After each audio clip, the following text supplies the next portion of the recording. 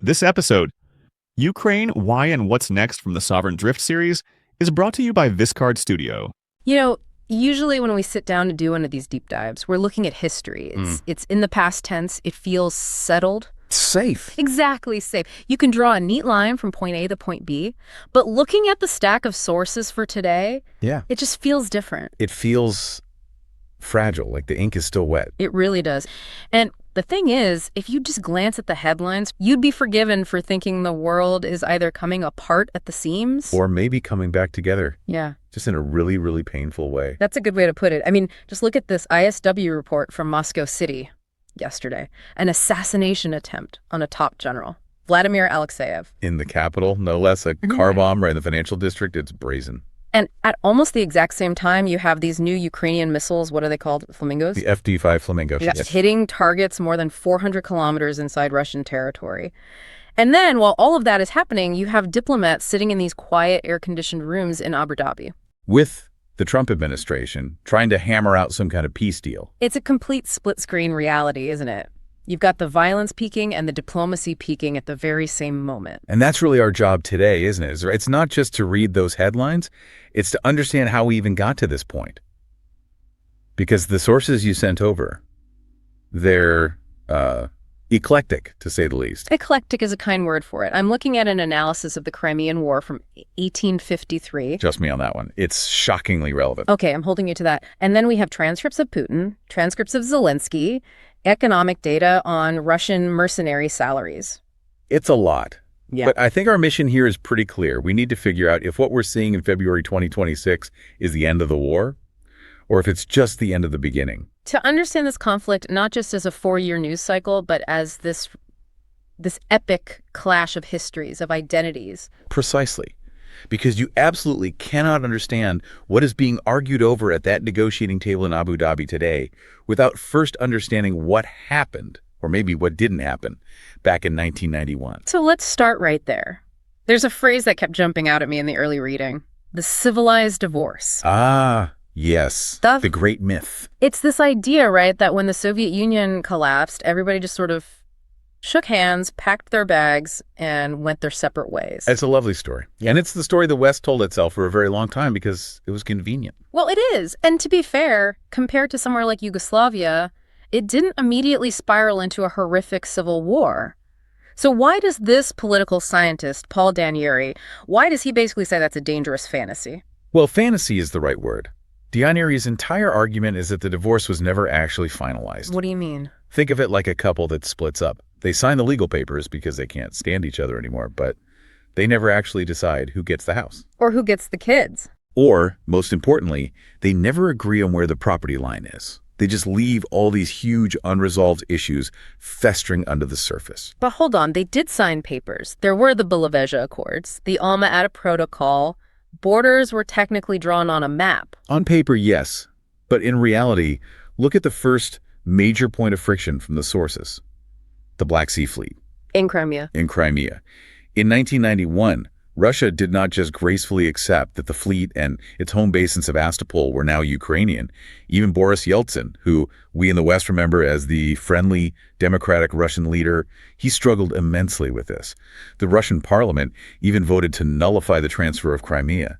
So you're saying this tension over Crimea, it didn't just pop up out of nowhere with the little green men in 2014? Not at all. It was baked into the cake from day one. Yeah. It was the original sin of the divorce. Danieri points out that for the Russian establishment, keeping Ukraine in its sphere of influence wasn't just a nice-to-have policy.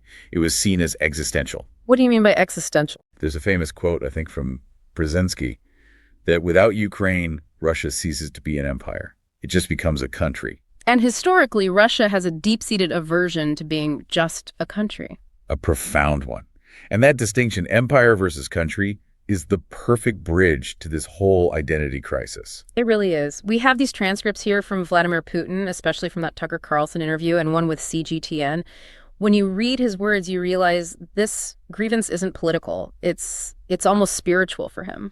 He doesn't talk about Ukraine like it's a neighboring state. No. He talks about it like it's a mistake on a map, a historical clerical error that needs to be corrected. That's the perfect way to put it. In those interviews, you see him repeatedly frame Ukraine as an artificial state. It's his core thesis. He goes all the way back to the 17th century. He talks about the left bank and right bank of the Dnieper River. He blames Lenin for inventing Soviet Ukraine by drawing borders that, in his view, gave away historical Russian lands.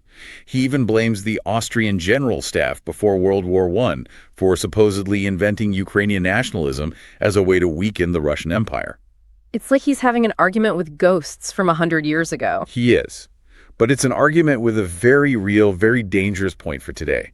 Because if you believe Ukraine is artificial, if you believe it's just Russian land populated by confused Russians speaking a dialect, Then the government in Kyiv isn't a legitimate government. exactly, it's a temporary, foreign-imposed occupation. And that gives you the moral justification to do anything you want to remove it. Which is just a universe away from the Ukrainian perspective. A completely different galaxy. For Ukraine, the last 30-plus years, and really, you could argue the last 300 years, have been a constant, desperate struggle to define and defend a distinct national identity, one that is not simply Little Russia. They don't want to be a vassal state. They refuse to be. They look west, to Poland, to the Baltic states, and they say, that is our family, that is our world. We belong to Europe, not the Eurasian Empire. And this collision of identities, this fundamental disagreement on what Ukraine even is, leads us straight to this academic term that kept appearing in the sources, the security dilemma. It sounds like jargon, but I swear it is the absolute core mechanic of this entire conflict. Okay, so break it down for us. Let's make it simple. The security dilemma is basically a tragic feedback loop. It's the idea that actions one country takes to increase its own security are almost inevitably seen by its rival as a threat. Give us a concrete example from this conflict. Perfect. Okay, you are Ukraine. You look across your border at Russia, a much larger nuclear-armed country that has a very long history of dominating you. You feel profoundly vulnerable. So you say, to be safe, we need friends, we need to join the EU, we need to work with NATO. From Kyiv's perspective, that's a purely defensive move. It's an insurance policy against being bullied. Of course. But now, put yourself in the Kremlin. You're not seeing an insurance policy. You're looking at a map, and you see what you consider a hostile military alliance creeping closer and closer to your borders. You see them moving their cannons closer to your house. Exactly. You don't see democracy spreading. You see military encirclement. So Moscow takes its own defensive step. They seize Crimea to secure their naval base, to make sure NATO can't have it. Which, of course, Ukraine sees as a catastrophic existential attack on its own security. And then Ukraine asks the West for more weapons to defend itself. And Russia sees that as a further escalation. And on. It's this tragic cycle where both sides, pursuing what they see as their own legitimate security interests, end up in a war that maybe neither of them truly wanted at the start. It's a spiral. And what's really striking is that this pattern, this Russian anxiety about the West, this lashing out from a perceived position of weakness, it's not new. Not at all. Which brings me back to that 1853 source you insisted on, Cohen's analysis of the Crimean War. The original one, yes. It's over 170 years ago. But when you read Cohen's breakdown of why Russia lost that war, the parallels to 2022 are, honestly, they're a little spooky. They are deeply unsettling.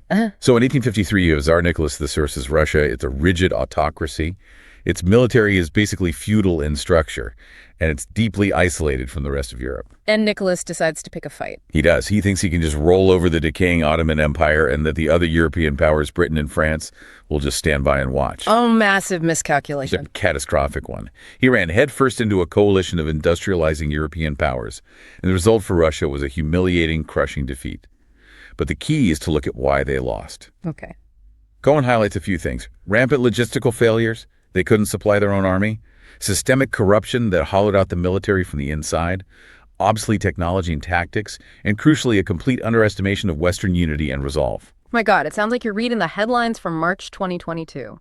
The 40-mile convoy that ran out of gas outside Kyiv, the stories of soldiers selling their fuel, the tires rotting on the trucks. As the saying goes, history doesn't repeat itself, but it often rhymes. Yeah.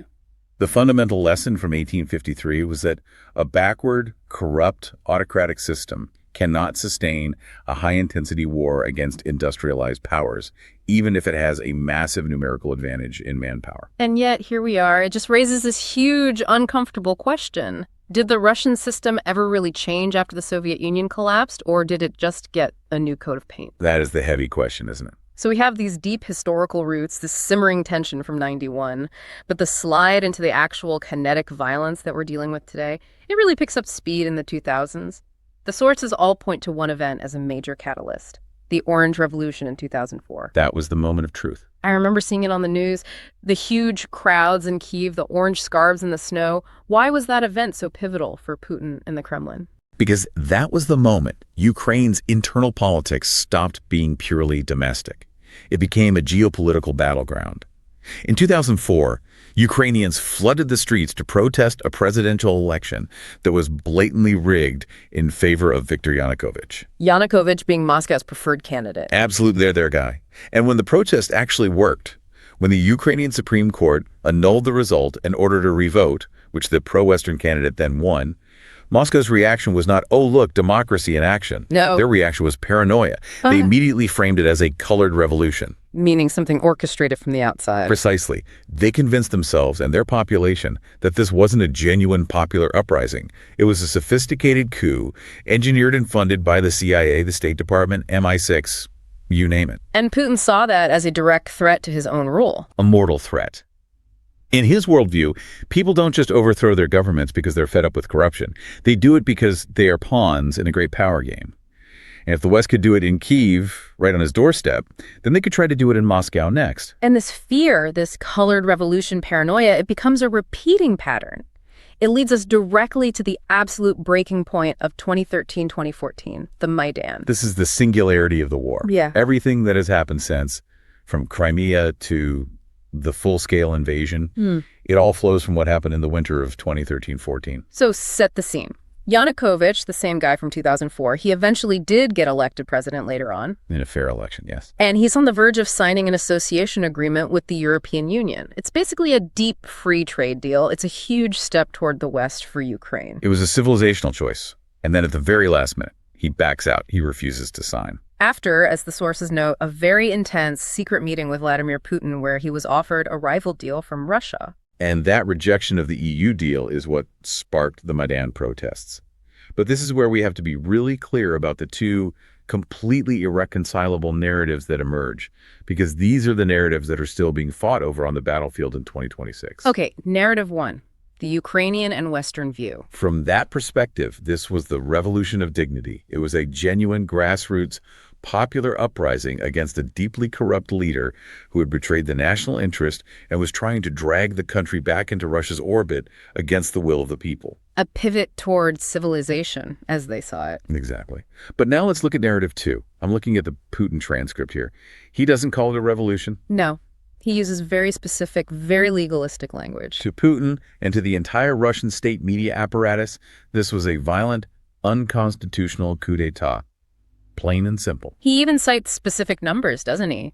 He's claimed the U.S. State Department spent $5 billion to orchestrate it. He does. And he points to a very specific moment as his proof. On February 21st, 2014, an agreement was signed. It was a compromise deal between Yanukovych and the opposition leaders. And it was brokered and guaranteed by the foreign ministers of Germany, France, and Poland. Yes. And Putin's core grievance, which you hear him repeat over and over again, is that the opposition violated that agreement less than 24 hours later. The violence escalated, Yanukovych fled for his life, and the opposition seized power. And the European guarantors did nothing to stop it. In Putin's eyes, they just let it happen. So for him, that was the ultimate proof that the West is treacherous, that its guarantees are worthless, and that the entire event was a pre-planned coup. And that narrative that the government that took power in Kyiv was an illegitimate neo-Nazi junta, that became the justification for everything that happened next. It was the legal and moral pretext for the first invasion. It allowed him to frame it not as an aggression, but as a rescue mission. We aren't invading a sovereign country. We are protecting Russian speakers from an illegal coup. Which brings us to the seizure of Crimea in early 2014. With the famous little green men. Right. And we have to remember, at the time, Putin stood up and flatly denied they were Russian soldiers. He said you could buy those uniforms at any military surplus store. It was gaslighting on a global geopolitical scale. Of course, a year later, he was on television admitting they were his special forces and handing out medals for the operation. But by then, the facts on the ground had been created. And then the conflict immediately metastasized to the Donbass in eastern Ukraine. And that's where we get the Minsk agreements. Minsk first and Minsk the second. In our sources, Danieri uses that phrase again. He calls them a gun to the head for Ukraine. It's a very accurate description. Why? Why a gun to the head? Because Ukraine was forced to sign these agreements in the wake of huge military defeats. They were losing badly at places like Ilovaisk and Debaltsev. The Russian military, unofficially, was routing them. So the agreements were just a way to stop the bleeding. Exactly. But the terms themselves were a trap. They required Ukraine to grant special status or extreme autonomy to the Russian-controlled parts of the Donbas and then reintegrate them into Ukraine. Which sounds reasonable on the surface, maybe. Until you read the fine print. That special status would have essentially given those regions, and by extension, Russia a veto over Ukraine's entire foreign policy. So if Ukraine ever wanted to join NATO or the EU in the future, the Donbas, controlled by Moscow, could just say no. It was a Trojan horse designed to federalize and paralyze the Ukrainian state from within. Ukraine knew it, Russia knew it, Europe knew it, and that's why it was never implemented. It just froze the conflict for 8 long years. Which leads us to the biggest question of all. If this low-intensity frozen war had been grinding on for 8 years, why 2022? Why the full-scale invasion? The sources we have really debate this. Was it a rational, calculated move or something else? It's the multi-billion-dollar question, isn't it? The rational actor theory suggests that Putin looked at the situation in late 2021 and felt his window of opportunity was closing fast. What do you mean? Ukraine's military was getting stronger every year, trained by NATO. Their society was drifting further and further away from Russia. He may have looked at the political situation in the West, the chaotic withdrawal from Afghanistan, political divisions in the U.S., and calculated that this was his last best chance to solve the Ukraine problem once and for all. He thought he had a military advantage and that the West was too weak and distracted to respond effectively. That's the rational theory. But then there's the other side, the less rational, more psychological theories. The COVID isolation theory. That's a big part of it. You have to picture Putin in the pandemic. He's famously isolated, meeting with advisors at the end of these absurdly long tables. His information bubble becomes smaller, more extreme. And you get groupthink. Massive groupthink.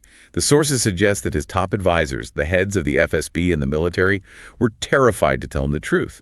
They wouldn't tell him how corrupt their own army was, or how strong Ukrainian resistance would be, or that Ukrainians did not, in fact, see themselves as Russians, waiting with flowers to be liberated. So he actually believed his own propaganda about denazification. It seems very likely he did. He genuinely seems to have believed that the government in Kyiv would collapse in 3 days, Zelensky would flee, and he could install a puppet regime. And instead, here we are, February 7th, 2026. 4 years to the month since the full-scale invasion began. Let's pivot now to the current situation. The military status on the ground right now. It is grim. It is sobering. The latest intelligence reports paint a picture of a brutal stalemate. Russian forces currently occupy roughly 20% of Ukrainian territory. And the human cost is just. It's almost impossible to comprehend. We have a recent report here from Al Jazeera quoting President Zelensky. Yes, he gave a number for the first time in a while. He revealed that 55,000 Ukrainian soldiers have been killed in action. 55,000. And that's just the official number of those killed. That doesn't include the wounded, the missing, the captured. The true casualty number is certainly multiples of that. It is a generational catastrophe for Ukraine. But even with those horrific losses, the war has evolved. The technology on the battlefield in 2026 looks very different from 2022. I want to drill down on the hardware for a moment because one name keeps popping up in the military intelligence summaries from just the last few weeks. Flamingo. The FP5 Flamingo cruise missile. Right. For years, the story was Ukraine begging the West for longer-range missiles. ATACMS from the U.S., Storm Shadows from the U.K. This is different. This is a game changer. Because it's domestic. It's a Ukrainian-designed, Ukrainian-built system, and that is critically important for one very specific reason. No permission slip required from Washington or London. Exactly. When Ukraine fires a Storm Shadow, they have to get a nod from the UK. There are often restrictions on which targets they can hit, especially deep inside Russia. But the Flamingo? That's their sovereign weapon. They can point it wherever they need to. And the target they hit just last month in January. Kapustin Yar. A truly audacious strike. I had to look this place up. This isn't just some random ammo depot near the border. Oh no. Kapustin Yar is. It's sacred ground for the Russian military-industrial complex. It's the cradle of the Soviet missile program. It's where they tested their first ballistic missiles, launched their first space satellites. It's deep, deep inside Russia in the Astrakhan region. And Ukraine hit it from 430 kilometers away. Hitting Kapustin Yar isn't just a tactical military strike. It's a profound psychological blow. It's a message from Kyiv to Moscow saying, nowhere is safe. We can reach your most hallowed military sites with our own technology. And the ISW report says the damage was significant. They didn't just hit a parking lot. No, they hit a launch vehicle test facility that disrupts and delays Russia's ability to develop its own next-generation missile systems. It's a brilliant move. It forces Russia to pull its precious air defense systems like the S-400s away from the front lines to protect these strategic sites in the rear. But at the same time, it's a war of attrition, a numbers game. Sources say Russia is now launching something like 500 Iranian-made Shahed drones at Ukraine every single day. It's a relentless, grinding assault on their infrastructure and cities. And that's why you heard Zelensky at Davos just last month, almost pleading with world leaders, don't forget about air defense. Right. Don't forget the Patriots. Exactly. The sources say Ukraine has gotten incredibly innovative. They're now mass-producing thousands of small, cheap interceptor drones every day, specifically to hunt these Shaheds. But even so, when you're facing 500 incoming threats a day, the math is just brutal. You can't stop all of them. And things are not exactly stable and solid on the Russian side either. Which brings us back to that breaking news from yesterday, the attack on General Alexeyev. This is a huge story, and we're still trying to understand the fallout. Lieutenant General Vladimir Alexeyev, first deputy chief of the GRU, their military intelligence agency. So not a minor figure. Not at all. He's one of the top spies in the country. Right. But what makes him particularly interesting is his connection to the Wagner Group. He was the main Ministry of Defense liaison to Wagner.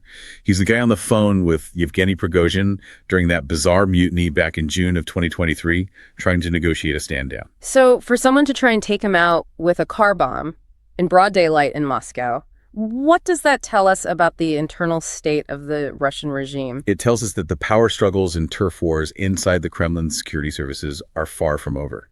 The ghost of Prigozhin is still haunting those halls. It suggests deep cracks and factions within the military and intelligence worlds. You don't get a bombing of a GRU general in Moscow City unless the system is deeply fractured. And you couple that political instability with the economic data we have from that 7 security scenarios report. It paints an even shakier picture. Let's talk about what the report calls the mercenary model. This is fascinating. The report details how Russia is funding this war on the manpower side.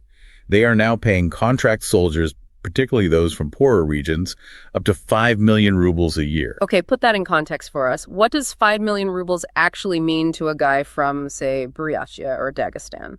It is life-altering, generational wealth. It is 5 to 7 times the average civilian salary in those regions. For a young man working in a rundown factory or on a farm, going to the front in Ukraine is the only rational economic choice. It's the only way he can ever hope to buy an apartment or support his family. So they've created an economic incentive bubble to fuel the war machine. A massive one. But bubbles, by their nature, eventually burst. And the report says this one is set to burst when? The analysis suggests it becomes fiscally unsustainable for the Russian state after 2026. They are burning through their national wealth fund at an alarming rate to cover these salaries and war costs. They simply can't keep printing and paying this kind of money forever without triggering hyperinflation that would destroy their entire domestic economy. And at the same time, public opinion is finally starting to shift. There's a reference here to a Jones report, a sociological study that found a major flip in domestic Russian opinion around October of 2025. That's right. For the first time since the war began, their polling showed that more Russians opposed the continuation of the war than supported it. And that's a very dangerous combination for an autocratic regime, isn't it? When the money starts to run out and the popular support evaporates. It is precisely when things start to crack. It's when the elites start looking for an exit. Okay, so that is the incredibly messy picture on the ground. A grinding stalemate, high-tech strikes, and deep internal instability in Moscow. But the diplomatic battlefield is just as active and just as chaotic. The Trump administration is back, and they are pushing very, very hard for a deal. The talks are underway right now in Abu Dhabi, and the pressure from the White House on both Kyiv and Moscow is said to be immense. President Trump wants a big, visible foreign policy win. He wants to be one who can say, I ended the war. but the core positions of the two sides still seem miles apart. The sources from Al Jazeera lay out the key sticking points. Russia is still demanding that Ukraine withdraw its forces from all of the Donbas, Even from the parts of the Donbas that Ukraine currently holds and is actively defending. which is just a complete non-starter for Kyiv. How can you ask a country to retreat from its own sovereign territory as a precondition for peace talks? You can't. It's an impossible demand. And then you get to the absolute heart of the dispute, the issue of security guarantees. This seems to be the one issue that could sink any potential deal. It is. Russia, through Foreign Minister Lavrov in an interview just on February 4th, is demanding a neutral and benevolent Ukraine. Let's unpack that diplomatic language. What does benevolent mean when it comes from Sergei Lavrov? It means compliant. It means demilitarized. It means a state that can never again pose a challenge to Russia's interests, a Belarus 2.0. And Lavrov explicitly said that any Western security guarantees for Ukraine would be seen as an ultimatum and are unacceptable. And Ukraine's position. Ukraine's position is shaped by bitter experience. They know that paper promises are worthless. They had the Budapest Memorandum in 1994, where they gave up the world's third-largest nuclear arsenal in exchange for security assurances from Russia, the U.S., and U.K. And we all know how that turned out. Exactly. They know that if they sign another deal that leaves them militarily weak and alone, Russia will just rearm, regroup, and attack again in 5 or 10 years. They are demanding ironclad, legally binding guarantees. Which brings us to the most controversial and, frankly, dangerous idea in this whole stack of sources, the debate over boots on the ground. The European boots on the ground debate, yes. This is a huge shift in the conversation. We have an analysis here by a strategist named Marcus Ivan at The Hague. He argues that this is the only way forward. Ivan's argument is that for any security guarantee to be credible to both Ukraine and Russia, it has to be more than a treaty. It has to be a physical presence. He's talking about thousands of heavily armed European soldiers from France, Germany, Poland, the UK stationed on Ukrainian soil. Not to fight the current war, to be clear. No, not to fight, but to act as a tripwire, a deterrent against the next war. The idea is that if Russia ever decided to invade again, their tanks wouldn't just be rolling into Ukrainian forces. They'd be rolling into a French base or a German brigade. And attacking them means automatically triggering a war with NATO. That's the theory. It's the same model the U.S. used in West Germany during the Cold War and in South Korea to this day. Your troops are a human shield that guarantees you'll be involved. But the domestic political implications of that in Europe they're enormous. They are society-altering. Ivan points out that for a country like Germany to sustain a large deployment like that, they would almost certainly have to bring back some form of military conscription. And we are seeing that. The sources mention Germany has plans to grow its army, the Bundeswehr, to 260,000 active troops.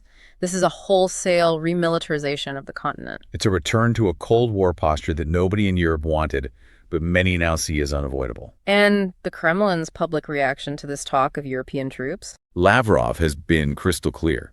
He said any foreign military formations in Ukraine would be considered legitimate targets for the Russian army. He's openly threatening a direct conflict with nuclear-armed powers. It is an incredibly high-stakes game of chicken. And it's not just a European issue. The rest of the world, the global south, is watching this. And the American position under the Trump administration is creating, well, complications. This is a really interesting subplot that often gets missed in Western media. The 2026 forecast report we have talks about rising anxiety in South America, in places like Colombia and Venezuela. Why there? Because of the rhetoric coming out of the White House. There has apparently been renewed talk about the U.S. threatening to seize territory for strategic advantage, things like buying Greenland or reasserting control over the Panama Canal. Wait, the Greenland thing is back? I thought that was a joke from his first term. The rhetoric has resurfaced. And the point isn't whether the U.S. would actually do it. The point is the hypocrisy it creates on the world stage. It makes it very hard to take the moral high ground on Ukraine. Very hard. Imagine you're a diplomat from Brazil or India. You hear the U.S. Secretary of State give a speech at the UN about the sanctity of territorial integrity in Ukraine. Then you read a news report about the U.S. making veiled threats about the Panama Canal. You just tune it out. It sounds like rules for thee, but not for me. Precisely. It makes the conflict look less like a moral crusade for international law and more like a simple great power struggle. It fragments the global coalition and makes it easier for Russia to win the narrative war in Africa, Asia, and Latin America. So let's try to pull all these threads together.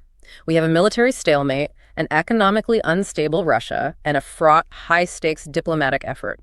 Where does this go from here? The 7 Security Scenarios report lays out a few possible futures. And none of them are particularly optimistic. The first and maybe most likely scenario is stagnation, a frozen conflict. The Korean model. Exactly. An armistice is eventually signed, the shooting stops. But there is no real political resolution. Russia keeps the territory it currently occupies, but Ukraine never legally recognizes the annexation. But that just leaves Ukraine in this permanent state of vulnerability, doesn't it? It does. The report calls it being stuck in the NATO waiting lounge. They're not fully in the West's security umbrella, but they're not neutral either. And Russia just uses the next 5 or 10 years to rebuild its army for round 3. It's just kicking the can down the road. Okay, that's grim. What's scenario 2? Escalation. This is the nightmare scenario. This is what happens if the West does decide to provide those ironclad security guarantees with troops on the ground and Russia decides to call their bluff. A direct clash between Russian and NATO forces. Or in a different version of this scenario, the Ukrainian army has a major breakthrough, the Russian front lines begin to collapse, and a cornered, desperate Kremlin decides to use a tactical nuclear weapon to stave off defeat. And scenario 3, is there any path to a real peace? The report calls it a fragile peace, but it says this would require a fundamental shift in the balance of power. Either a military victory so decisive that Russia is forced to accept Ukrainian sovereignty, or some kind of internal political collapse in Moscow. A regime change. Essentially. Without that, the experts who wrote this report see a lasting, stable peace as highly unlikely. Which brings us right back to that car bomb in Moscow City and the 5 million ruble soldier salaries. The internal clock inside Russia is ticking. It is. Putin is making a long-term bet that he can outlast the West's political will. But the question is, can he outlast his own country's economic reality? Can he outlast the factions in his own security services that are now apparently trying to kill each other? As we start to wrap up this deep dive, I want to zoom out one last time. We've gone through the history, the military tactics, the diplomacy. What are the big overarching lessons from this conflict for the rest of us, for the world in 2026? I think the first and maybe the most important lesson is about the true cost of autocracy. We often have this perception that autocratic regimes are strong because they can act decisively and ignore public opinion.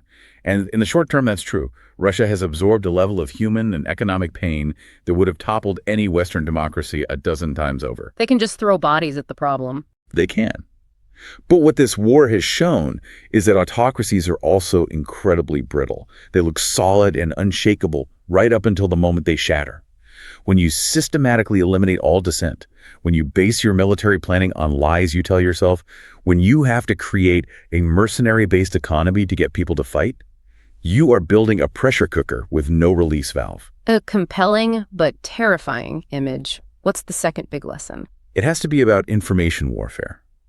The sources are pretty clear that the West, while successful at home, has largely failed to win the argument in the global South.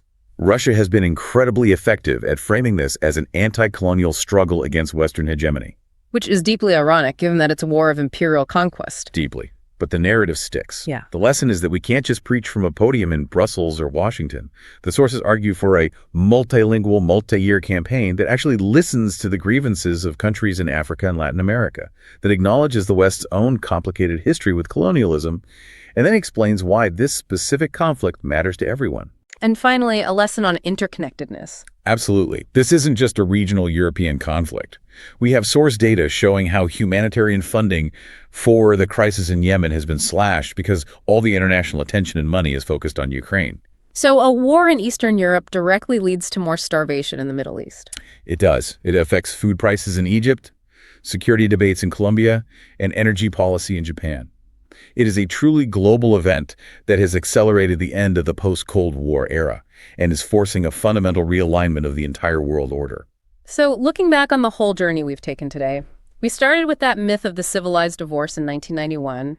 We traced the tragic logic of the security dilemma, the missed opportunities in 2004 and 2014, and we've ended up here, February 2026. A world where Ukrainian-made missiles are striking the heart of the Russian military machine, while the son of a New York real estate developer is trying to broker peace in the deserts of the UAE.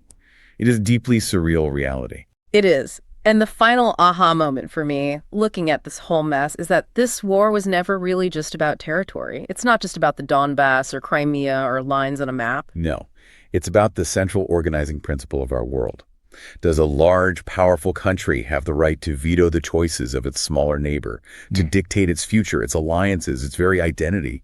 If the answer to that question is yes, then we are living in a very different and much more dangerous world than we thought. And I want to leave everyone with this final provocative thought. It's pulled from the last page of that 7 security scenarios report. It asks, if this war ends, whenever and however it ends, without resolving the root cause, which is Russia's fundamental inability to accept a truly sovereign and independent Ukraine, then is any peace treaty just an armistice? Is it just a pause before the next war? And with those mercenary salaries becoming fiscally impossible for Russia to maintain beyond 2026, is the clock on Putin's ability to sustain this conflict ticking much, much faster than he's willing to admit? That is the question on the table in Abu Dhabi and around the world tonight. Thank you for listening to The Deep Dive. Stay curious.